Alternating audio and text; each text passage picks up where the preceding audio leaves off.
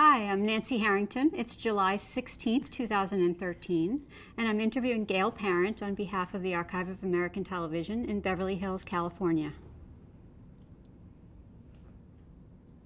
So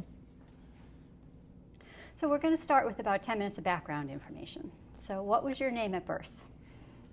Gail Costner. And when did it become? Like Kevin Costner, only with a K. And when did it become Gail Parent? I married my teacher in college, and his name was Lair Parent. And since then, I've heard nothing but jokes about my last name, which is very convenient for me. Anyway, it gets me started. Where and when were you born? I was born in New York City in 1940, and that's all the information, right? Where and when. Where and when. That was it. And did you grow up in New York?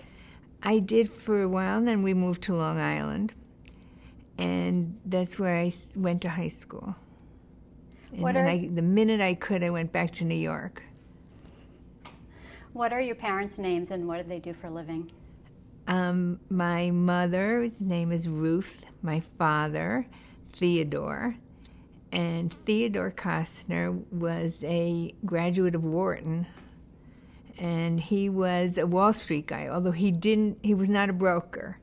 He was a CEO of a company that dealt with commodities, I guess you would say. And what did your mother do? My mother was just a mother, not just a mother, but with a capital M, I should say. But she was Miss Atlantic City before she was a mother, and her talent was playing the violin and dancing on her toes at the same time. So, I knew it was funny as a kid. I mean, it was one of the first things that I really knew was funny. What traits do you think you inherited from your parents? Well, definitely a sense of humor. My father's family used to have a cousins club where they put on a show every year, and depending on what city it was in, it was either New York or Philadelphia or Baltimore. And the host city put on a show, and it was funny. And they wrote it, and they did costumes, and they performed it. So even though my father was, this Wall Street guy, three-piece suits that he said he could pick out in the dark, he performed in these shows. And so it was like a little bit of show business right in my family. So I inherited a sense of humor from all the Costners. And my mother didn't know she was funny, but she was hilarious. And that's the great thing about her, is that she didn't know she was funny. She would say things like, as I always say. What do I always say? And as I grew up, I just knew that she was funny and not meaning to be, which made it even better. Did you have siblings? I have two sisters. What are their names? Oh, you're good. Oh, you'll like this too. My next sister's name is Star. And so it was Star Costner, but now it's Star Fagelbaum. And every time I try to use that in a script, a producer has said to me, no, it's too made up. It's too funny. Nobody will believe it. But that's Star Fagelbaum. And then there's Melanie, who's now Melanie Dunn. Excellent. What were your interests growing up? I liked writing. I also I went to a camp, and I was like, we were sports crazy and all that stuff. But I used to write, instead of speaking to my family, I used to write them letters when I was really pissed at them, or I was really happy with them, or I would write, this is your life to somebody who was like, 9. It would be their whole life, their whole background, as if it was the show. But even in high school, I wrote for the school paper, I wrote for the town paper, and I always had a pen in my hand. And I really did communicate that way, except for the times that I try to be the class clown and spoke out in class. I wasn't shy, but writing came in very, very early. And since my mother thought she was in show business and had a stage name, even though she never used it, her stage name was Ruth Leroy. Just in case she was going to dance on her toes and play her violin again. It was comfortable for me. The idea of show business was sort of hanging around. So is that what you wanted to do when you grew up? Did you know at an early age? I didn't know there was such a thing as writing for television. I mean, at an early age, I guess I thought they made it up. So, and there were no courses when I was young, like there are today, about, taking a course in comedy writing or taking a course even in television writing of any sort. So I didn't really think about that. I did think about being a journalist. That's another thing my mother did. She dressed for every occasion. So when she took our class to the zoo, she wore a leopard coat. When she took us to the fire station, she wore all red. I knew it was funny. I was really a little kid, and I knew it was funny. And I lost the train of thought, though. I went back to my mother. That's okay. You answered the question. Okay. But did these things of your mother's make it into scripts eventually? The way she dressed and the dancing and the violin? Absolutely. Absolutely. As a matter of fact, my first head writer, Arnie Rosen on the Carol Burnett show, said he just could picture her teacher, who would be an old man with gray hair down to his shoulders, playing the violin and dancing on his toes. So we had that as an image, and it did make it, yes, absolutely use my mother. Did you watch a lot of TV as a kid? As much as I possibly could. I loved television. I still do. I just think I loved television then, and I love television now. But I used to believe it. That was a problem. So that I would watch these shows where the kids and their fathers had these talks, and they were, they had a lot of communication. And my father was this Wharton guy in three-piece suits, and was tired by the time he came home. And so television in those days, I was very jealous of not the kids who were on television, but the kids who I thought had that life, that were in the shows. Father Knows Best, I guess, and those types of things where everybody was so talkative about everybody's problems. What were some of your favorite shows? The shows that I first really got into were later on, which would be like the Dick Van Dyke Show, which, that's, I think, where I first found out that people wrote for television.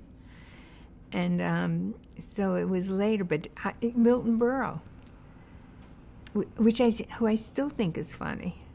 They have him like on a loop at Cedars, and just for the patients to enjoy. And laughter being the best medicine, right? Did we find that out? I always thought I was in a medicinal sort of industry.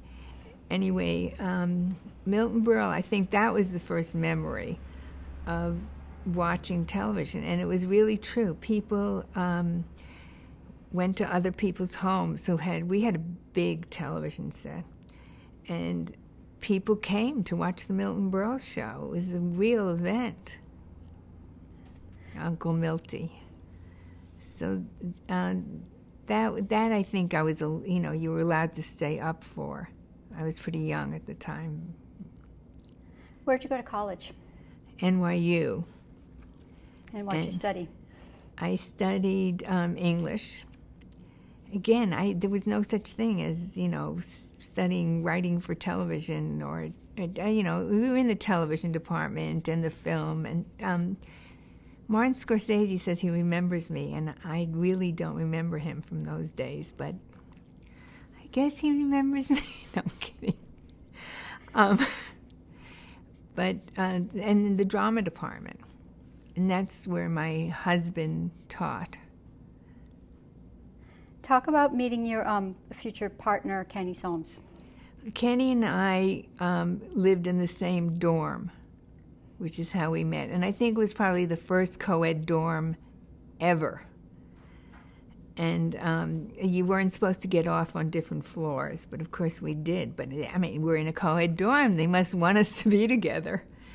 And I think I first saw Kenny doing bits in this common room that we had downstairs, and he was taking bows. He was going behind the drapes, and coming out and taking bows. So I first noticed him. We had a lot of classes together, and the day that we really connected was a subway came, and I was standing on the platform, and it was a crowded car, and I thought, no, I'll wait for the next one. But he grabbed my hand and pulled me into the car. And I guess, you know, the rest is history. I'm kidding. He had memorized everything Mike Nichols had ever said, and I had memorized everything Elaine May had ever said. So, and my parents had taken me to see Nichols and May. And so it was just an immediate match. And we did their material first, and then we started improvising, because we had heard that that's what they did. Tell us a little bit about your first comedy album. So there was going to be a wedding at the White House, and they called themselves, it was the Johnson administration, and they called themselves the Great Society. So we thought of doing an album called Our Wedding Album, or The Great Society Affair. And we wrote it in, I think, very, very quickly. And we had a deal with Columbia Records. And then somebody found out that, you know, the head was going to the wedding. And so the deal was canceled, like on a Thursday. We were supposed to record on a Sunday. And Bernie Brillstein, who is our manager, went out on a golf course and got a deal with a small company in Philadelphia. But it was exciting. Bob Klein was on it, and I was on it, and it was very exciting. It started. All of a sudden, I was hearing it on the radio, and it was playing on. We were still living in New York at that time, and it was playing in record stores on speakers, and it was just so exciting. And it got to be number 14, I think, but not 14 with a bullet, just 14.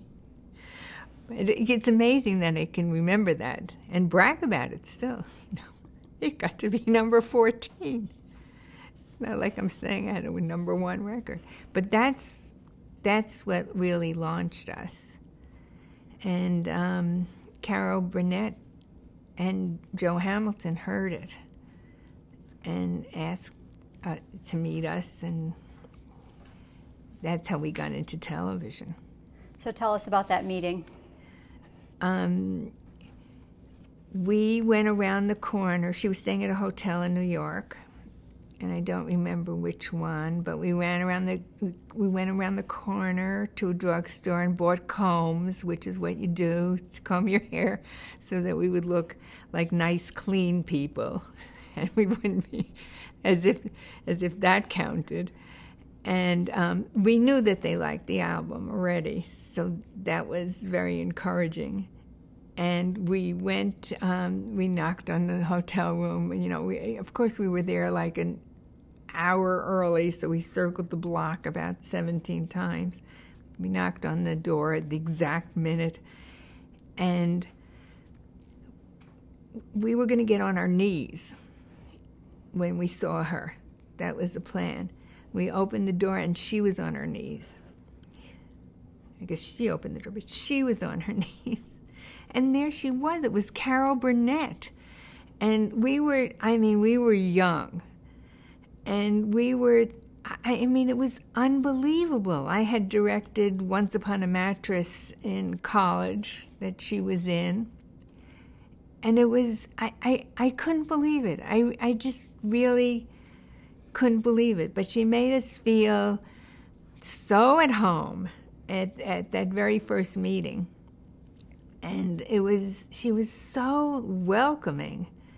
And it was so sweet that, I guess we never relaxed, but it was nice. And then somebody came in to talk about hair.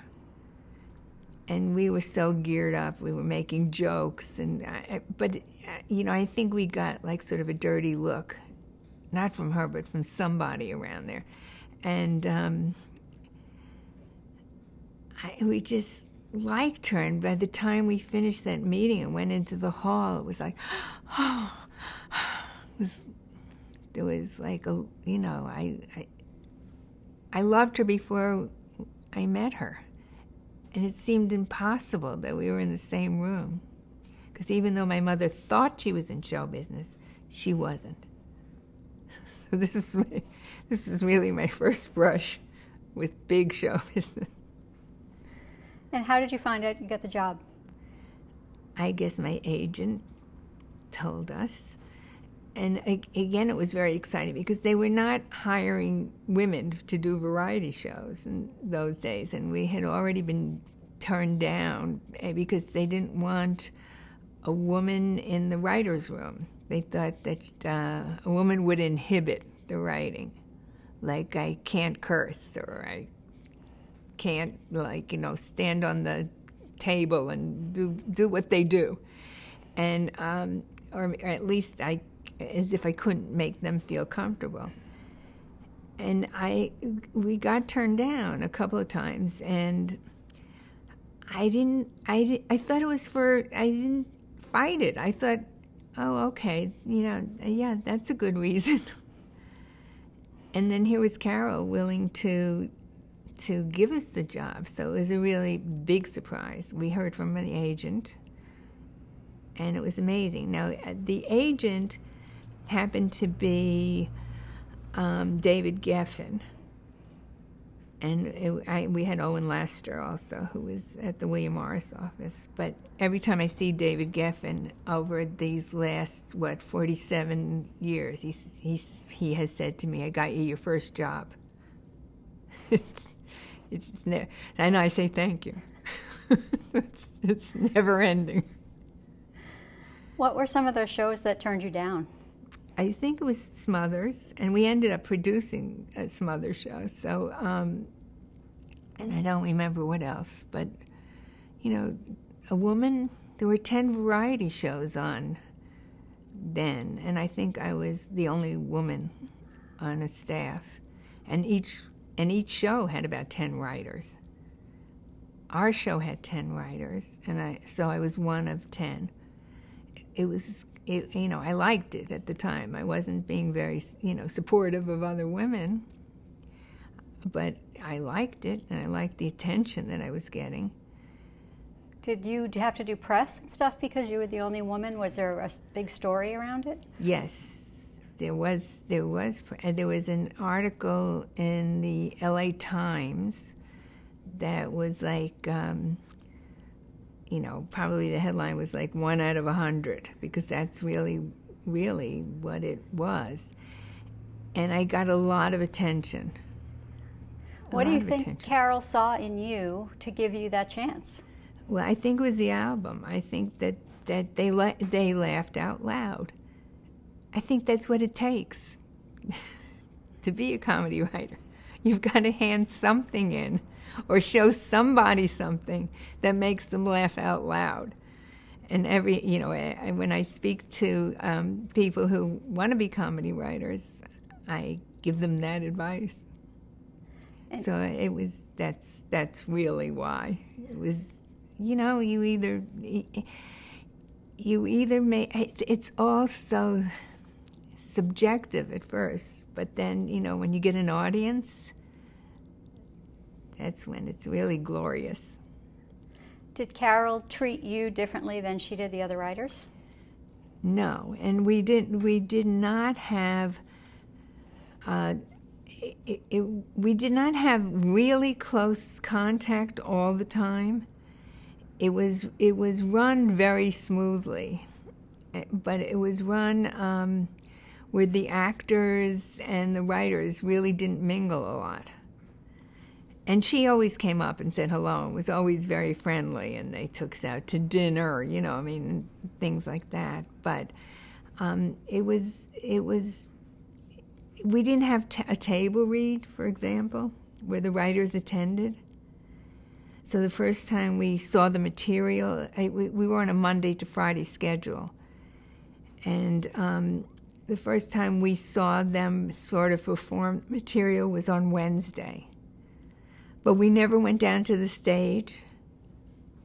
And Harvey and Tim and Carol and Lyle and Vicky, we did see them in the hall and we did speak to them, and Carol was very warm. But we didn't, there was not a really close contact. And she was shy at the time.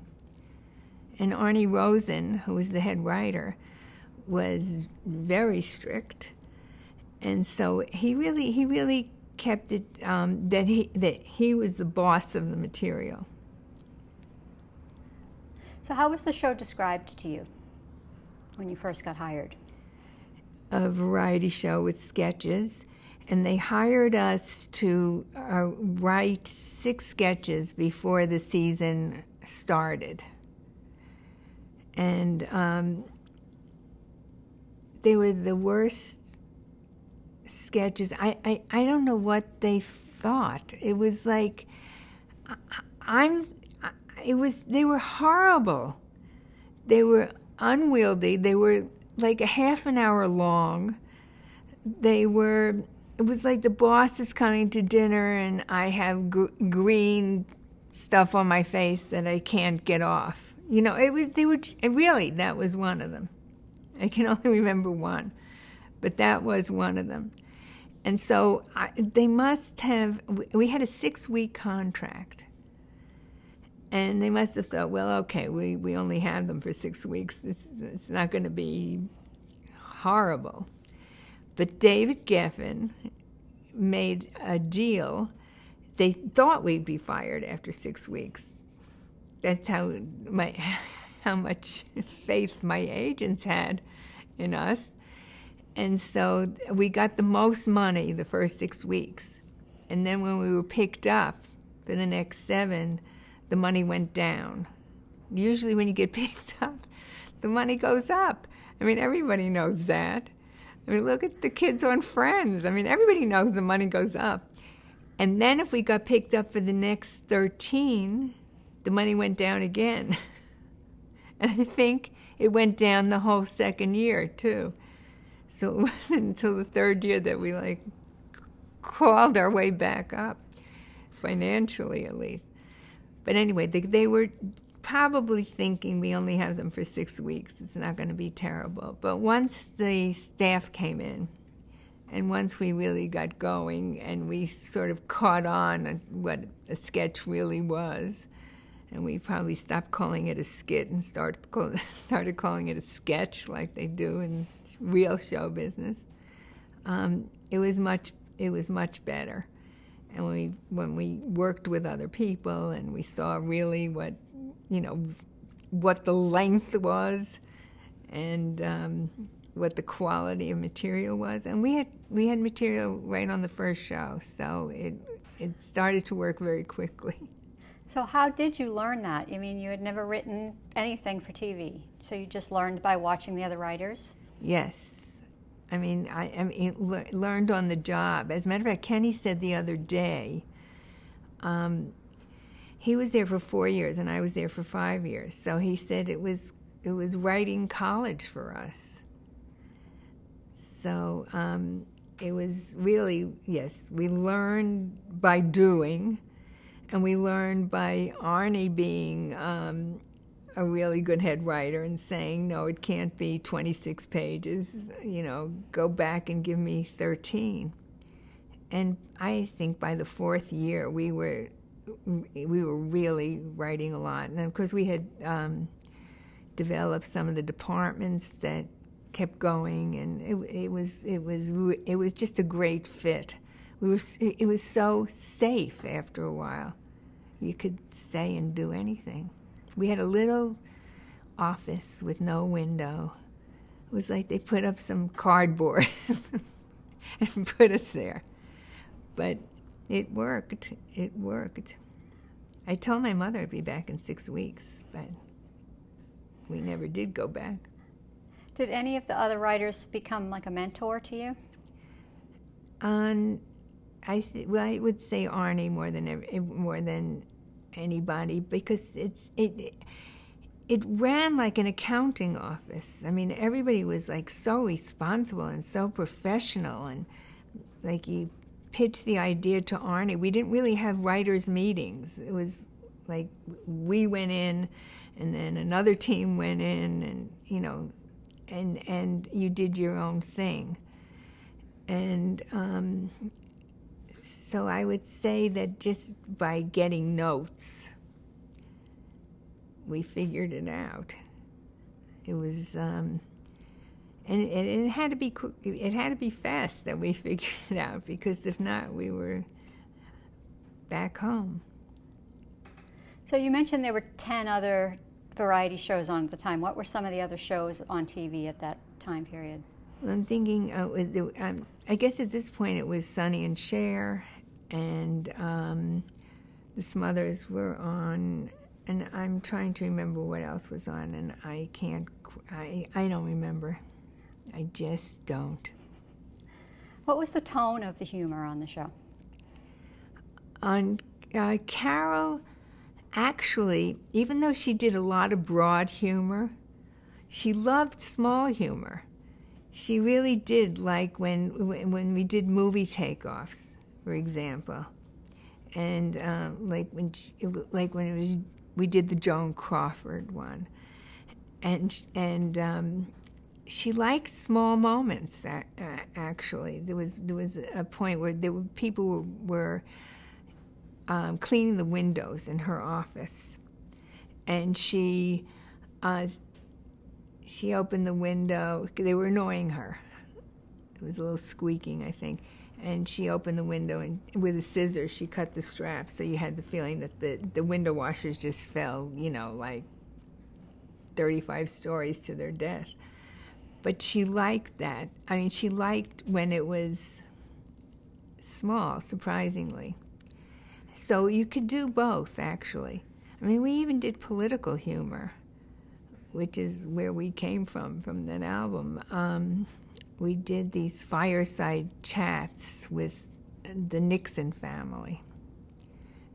And she was Pat Nixon, and she sat there, and she was very straight and very prim and good posture, and we had a black woman, and I guess it was Harvey who played Nixon, who said, this is Minerva, and she's just one of the family. And then she said, except I sleeps in the basement. And we did that every time we did a fireside chat. We had they would say something about the housekeeper. Now, we use the name Minerva, and I grew up with the housekeeper named Minerva Elizabeth Taylor. And I knew that was funny when I was very young, too. Do you remember your very first day on the job? Not really, because we went with these 6 horrible sketches before, so there was never, a very specific day. Now, before we did Burnett, we came out a little earlier to do a Steve Allen summer show. And I remember beginning that. I had a horrible cold, and I was like scared to talk, and I just kept sneezing on Steve Allen, and he did work with the writers and stuff. And I think it was our first week that the head writer on that show said to us, "Your agents oversold you." Oh my God! So I think that was really the beginning of our Hollywood career. I don't remember the first day on Burnett. I do remember the first day of practically every show, every season of every show. You feel that you don't have anything more to say. You feel that you've been a fraud up to now, that they're going to find out any second, and you're done. Every year on Golden Girls, I felt like that. So I'm sure that every year on the Burnett Show, I felt like that, and probably at the very beginning, I felt like that. When are they going to find out? What was your very first sketch to be on the Carol Burnett Show? It was the opening show. It was with the first sketch was with Jim Neighbors, and he was always her opening guest. And it was in a ski lodge, and it was physical because I think they both had ski accidents, and then they both hurt each other further. And she liked to do. It was television. You could be physical, and it was so exciting that I don't. Just thinking about it now, my heart is thumping with my Band-Aid, but it's thumping, and it was just to have something on television that Carol Burnett did. It was like unbelievable. Even though we had done the Steve Allen Show, and in high school we called him High Host Steve Arenio, and that was pretty hip. But it was the opening show, and of course opening shows always get reviewed, and so I didn't know then, but you do want material on the very first show, and it couldn't have been more exciting. It's as I said, it's still exciting. Were you involved with the selection of Carol's theme song at all? No. Do you know the Joe story wrote? behind it? Joe wrote the theme song. Her husband wrote the theme song. So and for a good reason too, because he got royalties every week. But it was good anyway. Yeah. Where did the idea come along for Carol to do the Q&A at the beginning of the show? She would come out in her robe, and this is just right at the very beginning. So to warm up the audience and to say hello to the audience, so that the audience got to know her. And it was supposed to open like with a big dance number, but everybody realized that this way they would get to know her if you just actually put her in a gown, that Bob Mackie did those gorgeous, gorgeous things, and have her answer, because she was funny in that, and we knew it before it aired, before the first show aired. And I think it was, I'm trying to think of whose idea it was, but I can't quite remember. But yeah, put the girl on. Was any of that ever scripted? Never. No. A lot of the questions got repeated. And maybe they were not on one show and then, another audience member asked the same thing. But no, it wasn't scripted at all. And she's still doing it. Carol is doing it with live audiences, the questions and answers. How much emphasis was there on including songs in each show, and were you involved in that aspect of it? We weren't involved in the music at all, and it was a big part of it. I mean, they had big numbers. I mean, the fact that they could do it every week was amazing. The thing that I always remember about the music is that the time that Edie Gourmet was on. And Carol was shy at first, and she was shy. I mean, she wasn't very critical about anything, and she did what Arnie Rosen asked her to do, and she didn't, you know, she was like a good girl, and of course she was brilliant, so it really worked. But Edie Gourmet came on, and they were singing the song upstage, and Edie said, "Come on, let's move down," and Carol was saying, no, we can't do that, because they blocked it, and they, you know, it was camera blocking and everything. Said, "Come on, what is this?" You know, and she moved her down, and I think that was sort of a defining moment. And okay, you can say something if you feel more comfortable downstage singing. Mention it, and you know, we can change, we can move things around. But music, Edie Gourmet, they always had musical guests on, always. Did you get the feeling after that first show aired that it was going to be a big success? Yes, right away. I mean, you knew that the country accepted her, liked her, and okay, the thing was that we had heard that they had a deal with her, and that the network had a deal with Carol, and that they had to put her on for 13 weeks, but that they probably were going to take her off because there were no women hosting variety hours. So I think, you know, I always say she showed them, and I think very quickly with the audience response, you know, and ratings were huge in those days because there were only 3 networks. So when they, you know, people would get, you know, 40 share, and but she did really well, and right away, and you knew it. And so, believe me, they weren't going to get rid of her in 13 weeks. I think it was 11 years later, maybe she got tired of doing it, but that was it. So let's talk a little bit about the writing process. You said there wasn't really necessarily a writer's room per se. Arnie's office had a couch and maybe one more chair, so 10 writers couldn't fit in there. There was no conference room for writers.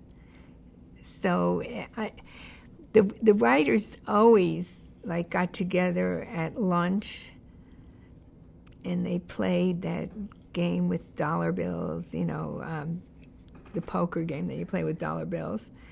And I didn't do that. The men did that. That was the one thing I didn't do. And we always, but that was lunch. So there wasn't a really big exchange of ideas. It was really between each entity and Arnie Rosen. And that's how it worked. And so we didn't sit around and throw out a lot of ideas. You went into Arnie with your list of ideas, knowing who was going to be on the show. We would get a list of, you know, and we would know who was booked, you know, several weeks in advance. And you would come up with ideas for those people. But who was booked was amazing. It was like Betty Grable was on the list. It was insane. I think I wasn't there, but Jimmy Stewart did the show. I mean, Rock Hudson did the show when we were there. It was what a guest list. Lucille Ball. That was one of the shows I watched as a kid. I never in my life ever thought I would be, breathing the same air as Lucille Ball. So now you would pitch the story, pitch the sketch, and then what would happen? How would you find out which sketches were going to go on? What was the process? Right away, he would Arnie would say, okay, go write that. And we'd write it, and you'd hand it in. And, you know, a variety show uses so much material that there was not a lot of trunk material. There was not a lot that didn't get on and get slated and get put into one show or another. I mean, it's an hour every week is a very tough schedule. And I think we did 26 shows a year. Not like, not like the shorter series today. And so a lot of material was used. And so you'd go away, you'd write the sketch, you'd hand it back into Arnie. He would give you notes, and you would rewrite it. And you'd bring it back, and, it would get slated into one show or another. If it didn't have a guest star, it could be moved around. But I don't remember a lot of material not being used. So who were you writing for? Who was the audience for the show? It was, people to this day say I saw it with my grandmother. I saw it when I was a little kid. And I think that it went across the board. It really did. I mean, she's so easy to have in your living room. Now, can we take a bathroom break? So, since you didn't sit in a writer's room together, was there sort of a pecking order of the writers? Did you feel like you were, since you were so much less experienced than some of the others? On the bottom. We were absolutely, on the bottom. But we were called the kids. So, nobody took us that seriously. And they were nice. They were nice. But it's very professional. And that's what I've learned about every show that I'm ever on, is that you're practically like on a baseball team. You come in, you know your position, and you do the work. And it was, it was 5 days a week. The tone of the show, I always find, was came from the star down. So for the fact that she was calm, and she wasn't an hysteric like some of the people I worked with, along the way, made it pleasant. Whereas, it could have been very tense, and it wasn't. It wasn't. How long did it take you to sort of work your way up and feel like you were a TV writer? Probably, but when we were picked up the second time, and the money went down the second time, you could never figure out what your rent was going to be. I think then I could say that I was a television writer. I'm pretty sure that I could say I was a television writer. And in those days, I mean, it was a little crazier than today. Like the second half hour we ever wrote was a pilot. I don't think that would ever happen today. So it was a little easier in some respects. The rules were not as strict. So I was a television writer. I couldn't believe it. I also, the people in high school didn't know I had a different last name, so that was like a little disappointing to me that those boys didn't know. But I went back to all my reunions, and when we stood up and said, "So what do you do?" I did. It took a while. It took a while for me to say that I was a writer.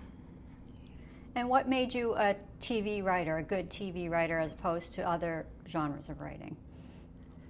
Well, I eventually went into like lots of other genres, but a television as opposed to other genres is the question. Yeah. And the answer would be, again, there are rules. in television, like you really have to, it has to be 26 minutes when it's a half-hour show, or 24 minutes probably today. And it has, it had to be a certain amount of pages per sketch, which we learned very quickly after, I think those first 6 sketches, remember I just said that we didn't have a lot of trunk material? I don't think any of those were used. So, there were rules and regulations. Did you have to deal with a lot of censorship? Yes, there was a lot of censorship.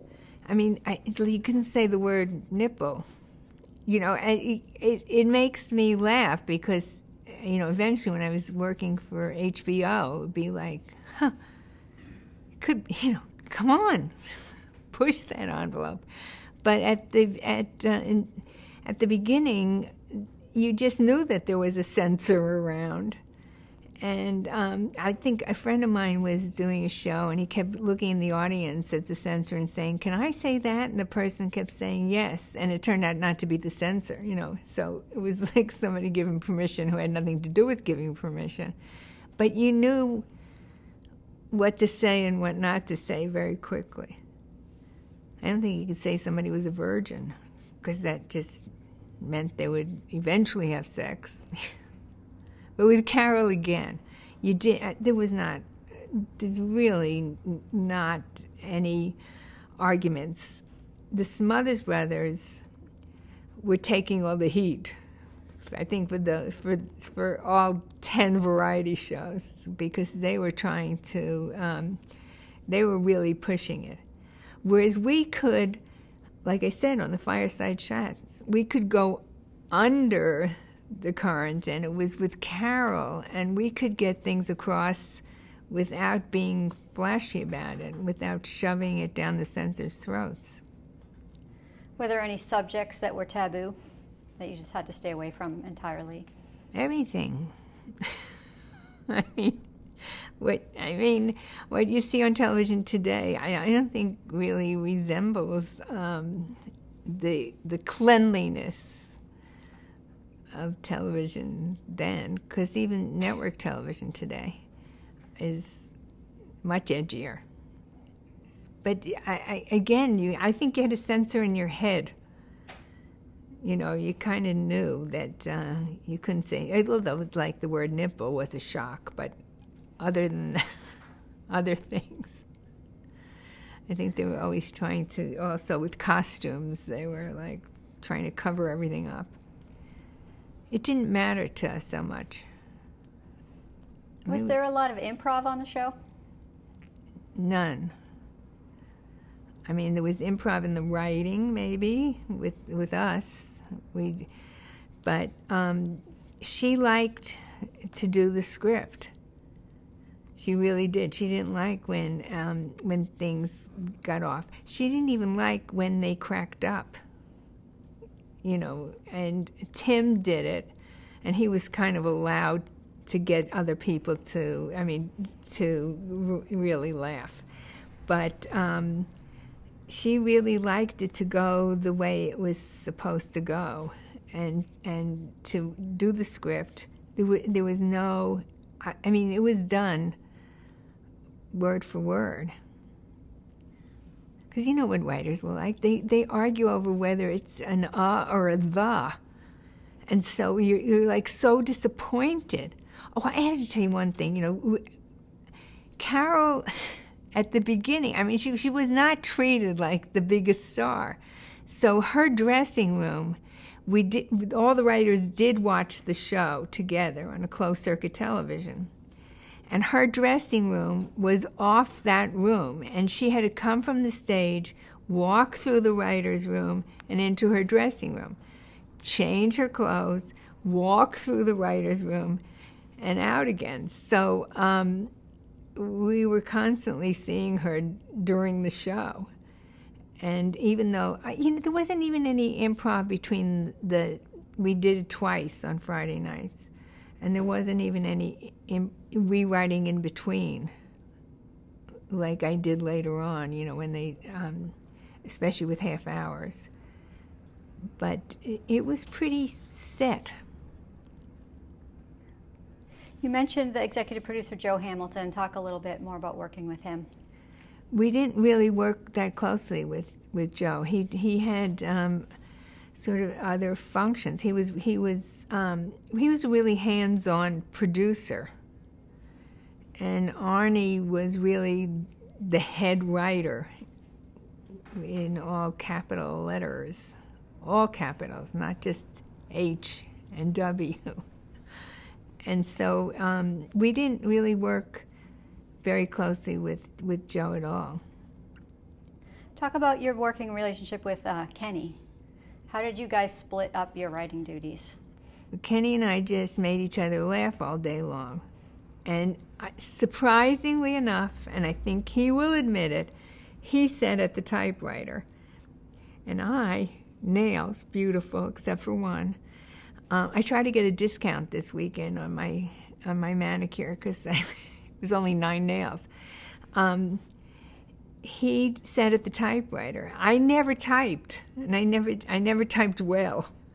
So, and then we improvised. Everything was said out loud. If it made us laugh, it got in. It was really, that was the ruling on it. And while we were on hiatus, we did other things. But Kenny and I got together, I think, practically every business day of our lives, so like Monday through Friday. And then we socialized on weekends, too. And we still have common friends. We still have friends from college. That's how grown up we are. Did you have a different style from some of the other writing teams since you were a male-female team? We did. That was a huge advantage. First of all, Nichols and May had been so popular, and I think that I think it was an advantage to us. And I think that, I know that they may not have taken me if it hadn't been that I had a male partner. And so, that was a huge advantage to me personally, and I will always be grateful to Kenny, who is the aggressive one in our team anyway. And we did improv all day long. But I don't think that was your question. Just if your style was different from the other teams since you were the male-female. That was your question. It was a bit, and I think it was because we were always working on our feet most of the time, and they weren't, and because Carol was a girl, and I was too, and we were always improvising in our little office without the window. And the other teams had windows. and that's really how we did. No. And there was not, our style was improvisation. And so it was really quite different. You mentioned some of your mom's stuff. Did any of the sketches that you wrote for Carol Burnett come from her or other parts of your life? It's everything comes from parts of my life. There's I once did on the Letterman show. I once said that somebody had written something. It was called I don't know. A sci-fi thing called V, the Final Hour, whatever it was. I never could think like that, ever. It had to be something that I knew personally. The soap operas that Kenny and I were, really involved with. I watched the soap opera, and there was a final episode on the soap opera, and I thought, oh my God, wouldn't it be funny if that everything had to be wrapped up in one episode? And that's what we did as the first As the Stomach Turns sketch. and then it became a department. And I think Carol even said it when she went through the writer's room into her dressing room to change after she had performed it. This will be a department. I think she even said it at that point. But so that came from life, even though the characters didn't, but the situation did. So every single thing that I've ever written, I've seen, heard, experienced. So I guess I'm not that creative. I just copy things. Tell us about this concept of a department. What is it? How does it work? Well, a department is something that repeats on more than one show. And Mama's Place, we didn't do it, but that repeated, week after week, and then became its own half-hour show. As the Stomach Turns. We usually tried it out once, and if it worked, it would continue. We used to do this Girl Scout who was very pushy and poisonous in her own way, selling cookies, and that repeated. And, of course, the movie takeoffs, were a department. And so if it's successful, really successful, and it looks like it deserves more than one time.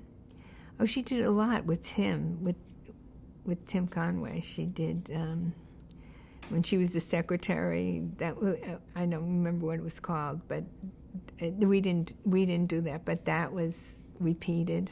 The Mrs. Wiggins. Mrs. Wiggins, yeah. Yes. Hilarious. What were some of the departments that you and Kenny did? We did As the Stomach Turns a lot, and the Fireside Chats, and the Girl Scout, and I'm sure there were other things. We did a lot of movie takeoffs. What were some of the movie takeoffs that you did? We did the Joan Crawford, and one of my favorites was Doris Day and Rock Hudson, where they get into bed. They don't know each other is in the same apartment, because that's how those movies were. We're renting the same apartment and we don't know it.